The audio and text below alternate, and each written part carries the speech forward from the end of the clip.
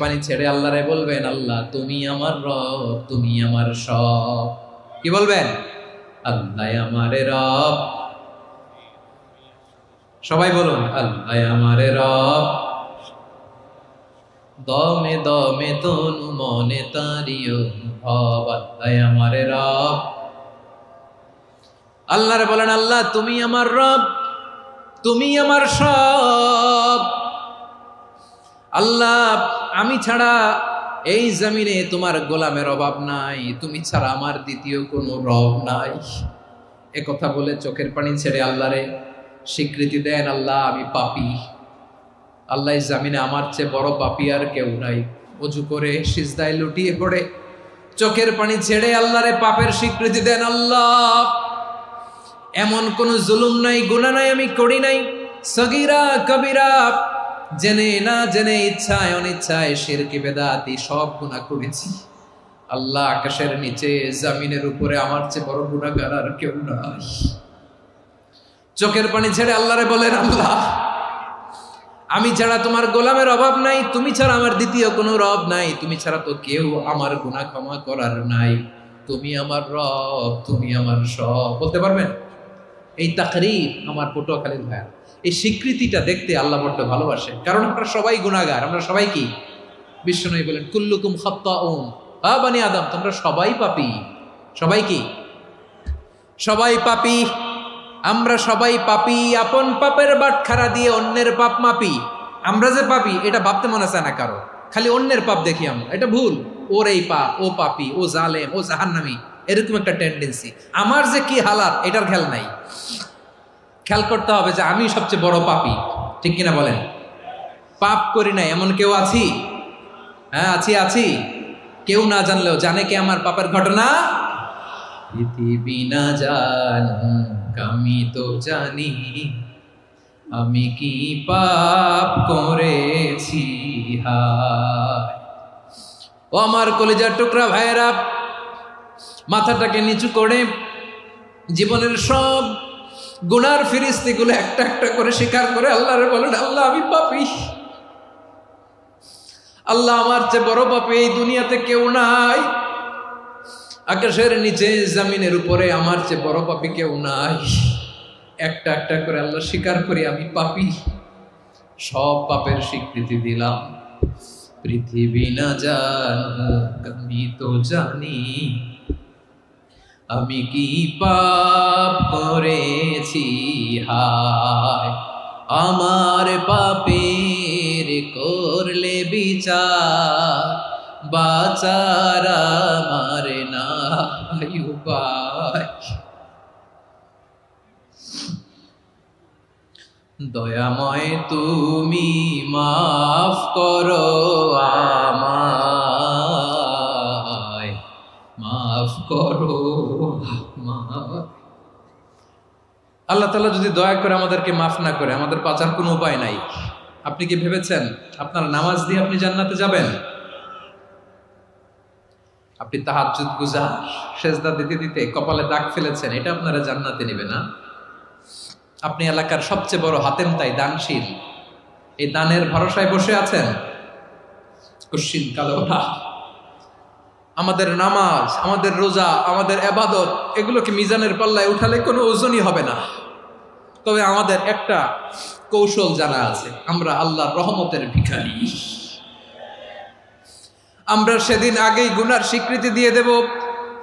আমরা বলবো, আল্লাহ তুমি প্রশ্ন করার আগে তোমার একটা কথা বলি, আমারে কিছু জিজ্ঞেস করো না, আমি সব করেছি। এমন কোনো পাপ নাই যে পাপ আমারে দিয়ে হয় নাই। তোমার রহমত দিয়ে তুমি জান্নাতে পাঠাবা, তোমার দয়ায় জান্নাতে যেতে চাই, আমল দিয়ে না। পারবেন বলতে? কিয়ামতের দিন আমরা বলবো, আল্লাহ আমার আমল দিয়ে জান্নাত চাই না, আমি তোমার দয়া দিয়ে জান্নাত চাই। তোমার দয়া ছাড়া আমার কোনো উপায় নাই। কারণ আল্লাহ যদি বিচার করে বাঁচার কারো উপায় নাই। আল্লাহ যদি বলে ফেলেন তুই এটা করলি কেন, ওখানে গেলি কেন, কোরআনে 1000 বার নিষেধ করলাম তারপরেও এই পাপে জড়ালি কেন, এরকম প্রশ্ন ছুড়ে দিলে আমার উত্তর আছে? বাঁচার কোনো উপায় আছে? রোজ হাসরে হে আল্লাহ আমার করুণা বিচার, আল্লাহ করুণা বিচার। বিচার চাহি না তব দয়া চাহি, এ গুনাহগার, আল্লাহ করুণা বিচার। আপনার আমল দিয়ে জান্নাতে যাবেন? কি দিয়ে যাবেন? আল্লাহর দয়া দিয়ে। আল্লাহর রহম আর দয়া ছাড়া কেউ জান্নাতের চেহারাও দেখতে পাবে না। আমার প্রিয় ভাইয়েরা, এই দোয়া আল্লাহর কাছে পছন্দনীয় হওয়ার কারণ তিনটা। দোয়ার প্রথম অংশে আছে তাওহীদ, আল্লাহর একত্ববাদের ঘোষণা। এই দোয়ার দ্বিতীয় অংশ আছে তাসবিহ, আল্লাহর প্রশংসা সূচক বাণী। এই দোয়ার 3 নাম্বার অংশ পাপের স্বীকৃতি। তাহলে আমরা সবাই গুনাহগার। আমরা আল্লাহর কাছে পাপের স্বীকৃতি দিয়ে বলবো, ও আল্লাহ, ইন্নী কুনতু মিনাজ জালিমিন, আমরা জুলুম করেছি, পাপ করেছি, অন্যায় করেছি, আল্লাহ বুঝতে পারি নাই। শয়তানের ওয়াসওয়াসায় পড়ে, বন্ধুর পাল্লায় পড়ে, নফসের খায়েশ মিটাতে যে আল্লাহ করে ফেলেছি। তুমি গুনাহ না মাফ না করলে আমাদের গুনাহ মাফ করার দ্বিতীয় কেউ নাই। ঠিক কিনা বলেন? এভাবে অনুতপ্ত হয়ে যদি আল্লাহর কাছে দোয়া করেন, দেয়ালে পিঠ থেকে গেছে, কোনো রাস্তা নাই বের হওয়ার, ওই মুহূর্তেও আপনাকে বিপদ থেকে উদ্ধার করবে কে?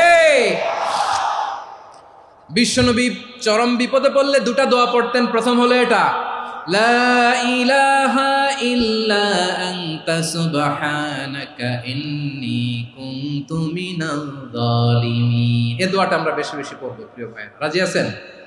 সবাই আওয়াজ করে পড়ুন ইনশাআল্লাহ।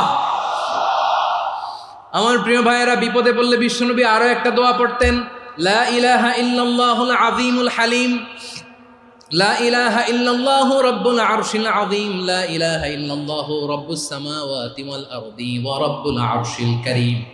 এই যে বললাম, রেকর্ড হয়ে গেছে। এখন তো আর ইনস্ট্যান্ট মুখস্থ না হলো, পরে মুখস্থ করে নেবেন।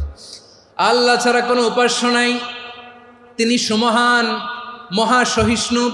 আল্লাহ ছাড়া কোনো উপাস্য নাই, তিনি সুমহান, আরশের অধিপতি। আল্লাহ ছাড়া কোনো উপাস্য নাই, তিনি আকাশের মালিক, জমিনের মালিক, তিনি সুবিশাল আরশের অধিপতি। সুবহানাল্লাহ পড়েন। এই দোয়াটা কেউ যদি পড়ে যদি এর ওসিলা করে দোয়া করে, তাকে বিপদ থেকে মুক্তি দেয় কে? মনে থাকবে আপনাদের? তাহলে বিপদের প্রথম ধাক্কায় কি যেন পড়তে হয়? ইন্না লিল্লাহ। তারপরে কি বলে আল্লাহর কাছে নিজেকে সঁপে দিতে হয়? দেয়ালে পিঠ থেকে গেলে লা ইলাহা ইল্লা আনতা সুবহানাকা ইন্নী কুনতু মিনাজ জালিমিন। 2 নাম্বার হচ্ছে লা ইলাহা ইল্লাল্লাহুল আযীমুল হালিম, লা ইলাহা ইল্লাল্লাহু রাব্বুল আরশিল আযীম, লা ইলাহা ইল্লাল্লাহু রাব্বুস সামাওয়াতি ওয়াল আরদি ওয়া রাব্বুল আরশিল কারীম। মনে থাকবে? ইনশাআল্লাহ বলেন সবাই, আওয়াজ করে সবাই ইনশাআল্লাহ। অনেক সময় এমন হয়, হঠাৎ বিপদের সম্মুখীন হই আমরা, রেডি হয়ে বের হয়েছি অফিসে, হঠাৎ অ্যাক্সিডেন্টে পড়ে যাই, হঠাৎ পেটের ব্যথায় অজ্ঞান। এরকম হয় না? আপনাদের হয় না? বিষ্ণু ইসলাম বলেন, আকস্মিক দুর্ঘটনার বিপদ থেকে যদি কেউ বাঁচতে চায়, সকাল সন্ধ্যা যেন প্রত্যেকে এই দোয়াটা পড়ে। সকালে যদি 3 বার পড়ে, সন্ধ্যা পর্যন্ত হঠাৎ বিপদ থেকে সে রক্ষা পাবে। To be protected from sudden calamity, sudden disaster, sudden calamity. হঠাৎ বিপদ, হঠাৎ ভয়ঙ্কর কোন আকস্মিক বিপদ থেকে আল্লাহ বাঁচায় দিবে। সকালে পড়লে সন্ধ্যা পর্যন্ত প্রোটেক্টেড, সন্ধ্যাবেলায় যদি 3 বার পরে সকাল পর্যন্ত প্রোটেক্টেড। সুবহানাল্লাহ পড়েন। দোয়াটা কি? দোয়াটা হচ্ছে বিসমিল্লাহিল্লাযী লা ইয়াদুররু মা ইসমিহি শাইউন ফিল আরদি ওয়ালা ফিস সামাই ওয়া হুয়াস সামিউল আলীম। ছোট না? অনেক ছোট, মুখস্থ করবেন। বিসমিল্লাহিল্লাযী লা ইয়াদুররু মা ইসমিহি শাইউন ফিল আরদি ওয়ালা ফিস সামা। ওই আল্লাহর নাম নিচ্ছি, যে আল্লাহর নামের বরকতে আকাশ জমিনের কোনো কিছু কারো কোনো ক্ষতি সাধন করতে পারে না। তিনি সর্বশ্রোতা, সর্বজ্ঞ। সুবহানাল্লাহ পড়েন। পড়বেন এই দোয়াটা, বিসমিল্লাহিল্লাযী লা ইয়াদুররু মা ইসমিহি শাইউন ফিল আরদি ওয়ালা ফিস সামাই ওয়া হুয়াস সামিউল আলীম। ফজরের পরে 3 বার, মাগরিবের পরে 3 বার যদি কেউ পড়ে, প্রোটেক্টেড। যে কোনো হঠাৎ বিপদ থেকে প্রোটেক্টেড। প্রোটেক্ট করেন কে?